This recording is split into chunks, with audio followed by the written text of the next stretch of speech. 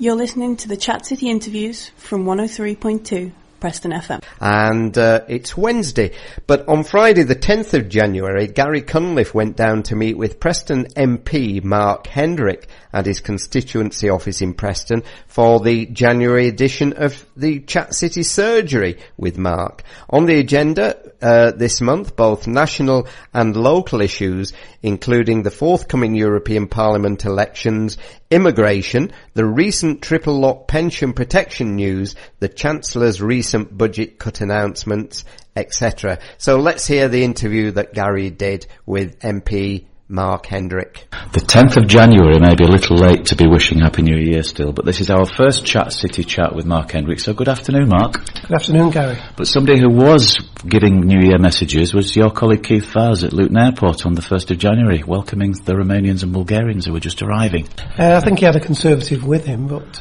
good luck to him if he feels the need to welcome them personally to the country. But he was also calling for some sort of poll on whether we should be restricting movement for another couple of years.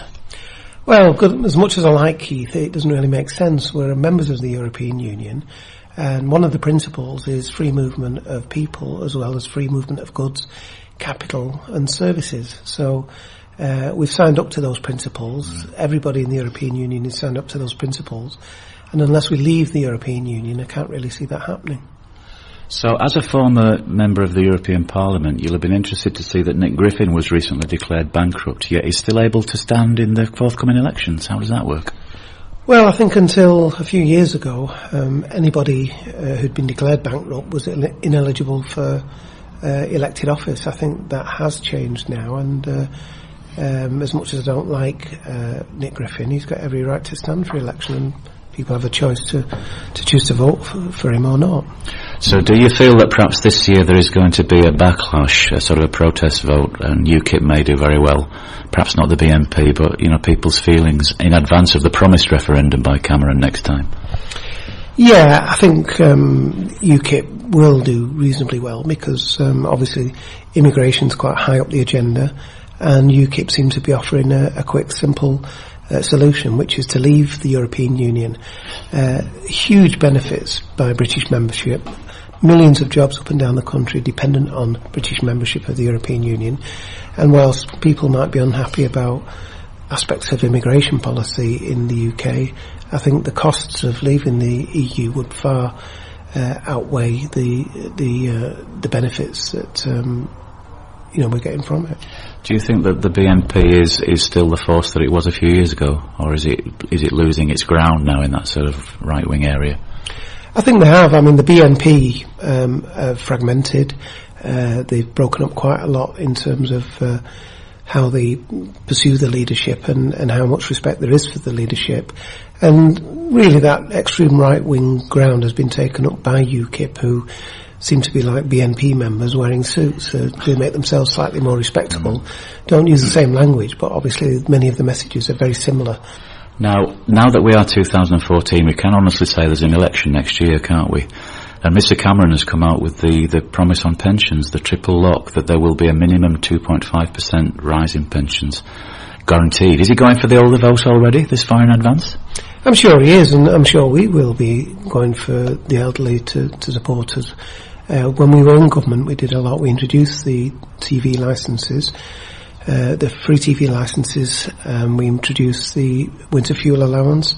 We had significant increases in pensions throughout the period of our office, and pensioners are very, very important, apart from the fact that they should be respected because they've given a great deal over their lives to the country. They are, of course, obviously more likely to vote, so I think any party ignores them at their peril. But in light of what we're going to talk about in a minute, Mr Osborne's billions of cuts that are coming up, can we still afford to pay TV licences and free bus passes for perhaps the well-off pensioners? Do we need to assess them in a different way? Well, I wish it made sense to be a bit more discerning about pensioners generally, because, as you say, some have fairly generous occupational pensions and some are extremely poor.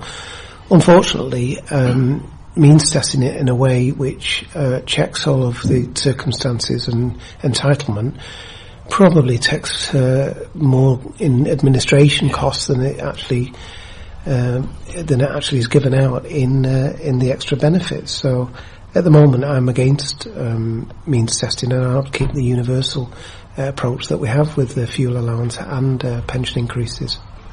And if we're looking at the idea of welfare, the Chancellor has just said that he's going to try to find 12 billion worth of cuts, mostly from welfare.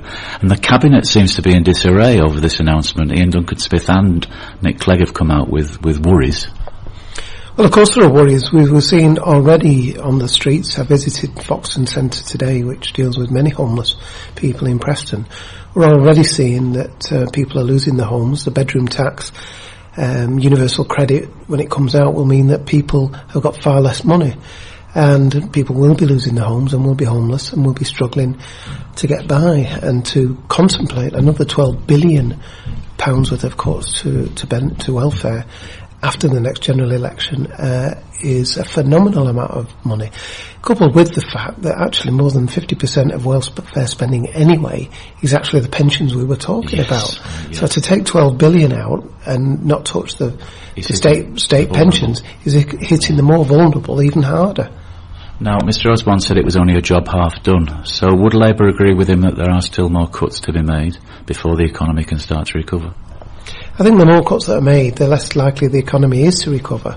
Because the thing is about poor people and pensioners, many of whom are poor, they actually spend their money. And it means that the shops are still open, they're still trading, people are in work. The more money you take out of the economy, the less likely the economy is to recover. And that's why we've had 3.5 years of this government, 3.5 years where the economy has been flatlining. And it's been very, very difficult for the economy to take off because so much money has been taken out of the economy by the government. Now, if we can just remind listeners that you are a football supporter as well, I would guess when you watch football you must be astounded at the amount of betting, advertising there is involved in the game. And you were spoke in Parliament recently about the machines which are on the high street. You call them the crack cocaine of gambling, those fixed odds machines. A bad thing in the high street. Well, it is, and again, it's a sign of the times. We all remember the pawnbrokers with the 3 balls outside the shop. What we're seeing now with payday loan companies and obviously more and more betting shops appearing on the high street is that people who are pretty poor are obviously desperate to try and make a quick buck, and they see gambling and these fixed odds machines as a quick way to do that. And in fact, what happens is obviously they get into more debt, people face more problems, and some of them, as we know, are addictive. And that's why Parliament has been debating these issues. What is Parliament going to do? Well, suggest the government doesn't want to do anything, and that's why they voted against our motion on Wednesday of this week. I spoke in that debate and was disgusted about the fact that the government is in denial that these betting shops and these fixed odds betting terminals, they're in denial that the poor are drawn to them. They quote statistics which are incredible, but one statistic they can't argue with is the majority of these betting shops and fixed odds betting machines are appearing in town centres where there's high unemployment and deprivation on a level not seen in their constituencies. I don't think we understand the amount of money that actually goes into these, because Lucy Powell was quoted, she is an MP for, is she Manchester Central. Yeah. She was quoted to say that people spend more money on those machines in a year than her council gets to spend for the year as well. It's phenomenal figures. Well, that's right, they are addictive, and when people say, well, there's shops in the town centre that are empty, you know, we've got to do something with them, and the betting shops come in and take those shops over. And they pay quite good rents. And I'm sure they do pay quite good rents because they can afford them, and the huge amounts of money that they're making more than not only pay the rent but make huge profits for the owners of those companies. And if we're talking about people who make huge amounts of money in a city which has a Crown Court, there have been protests recently from the barristers about the possible moves to get rid of legal aid or to reduce legal aid. Is there far too much money being spent on legal aid? There certainly is a lot more money than was spent in the past. I know when I was in government and in the Justice Department with Jack Straw, I remember looking at figures which showed that the budget, the legal aid budget, had grown much higher and faster than either defence or education. And per head of population, we are spending probably far more on legal aid than many other countries. Having said that, I think before we use that as an excuse for bringing out the knife and making big cuts, I think we ought to look at what is being cut and where. And one thing I'm very concerned about is the cuts in the area of family disputes. For example, family breakdown, marriage breakdown, used to have financial support. Legal aid would help make sure that justice was done and seen to be done. But now the question will be, for example, in cases of maybe physical abuse on a partner or some other marriage dispute, that the legal aid and support won't be there, and many women and probably even some men won't be able to defend themselves in court because there isn't the finance there to back them up.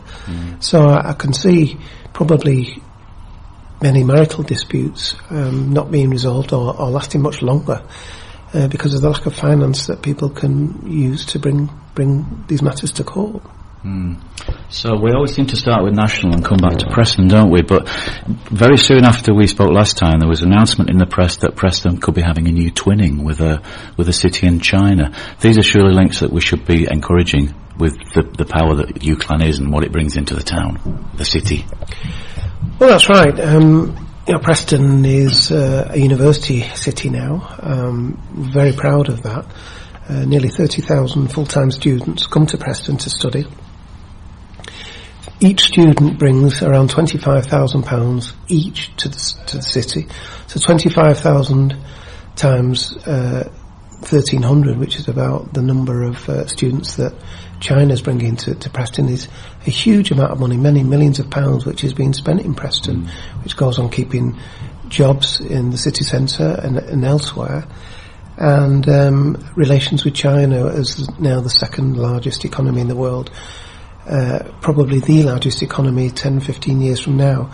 I think it's very important that we maintain good relations with China in the same way that we do with the United States, because they'll be so influential in the world. And don't forget, every Chinese student or student from any other country for that matters that leaves Preston and goes back after they've completed their studies becomes an ambassador for this city and this country, and they remember their time here with fondness.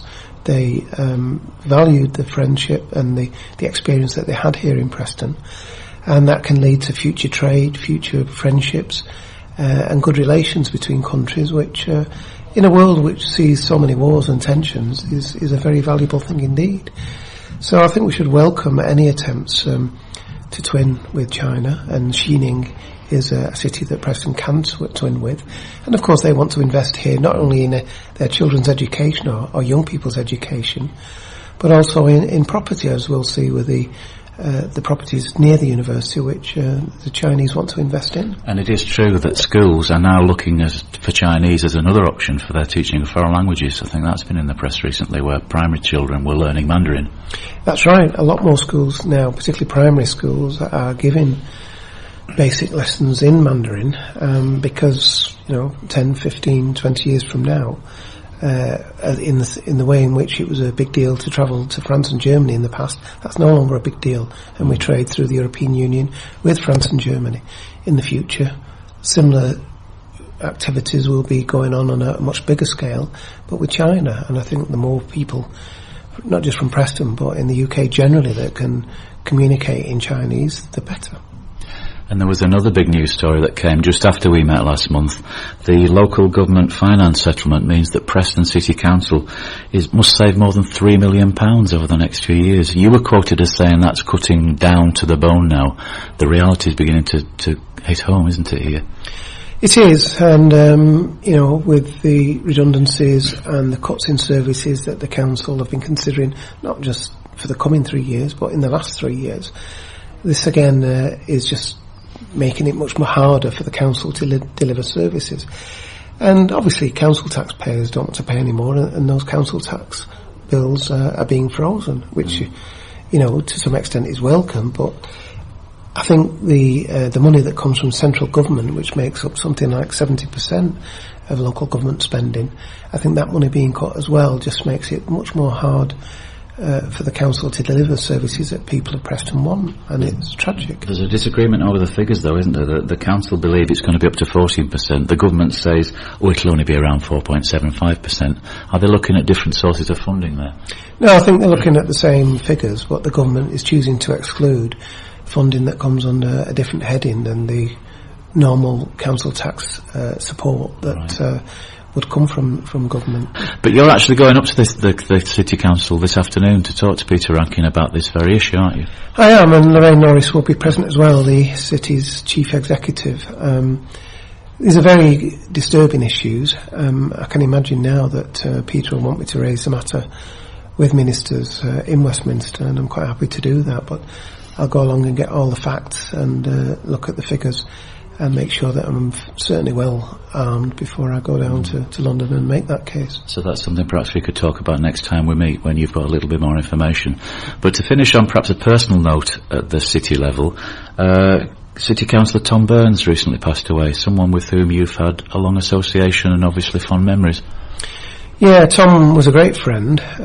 We worked together a lot over the last 20 years that I've been here in Preston, representing Preston either in the European Parliament or in the House of Commons. Tom has always been a great supporter. He's given a lot to public life.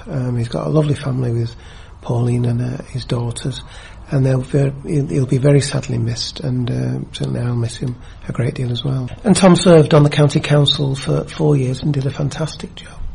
As I say, Tom will be surely missed. Okay, so thank you very much, Mark. We've covered national all the way down to local, which I think will make our theme, won't we? We'll start big and come local. And thank you there. That was Gary Cunliffe talking to Preston MP Mark Hendrick. For all the latest community news and events, 103.2 Preston FM. Your community, your radio.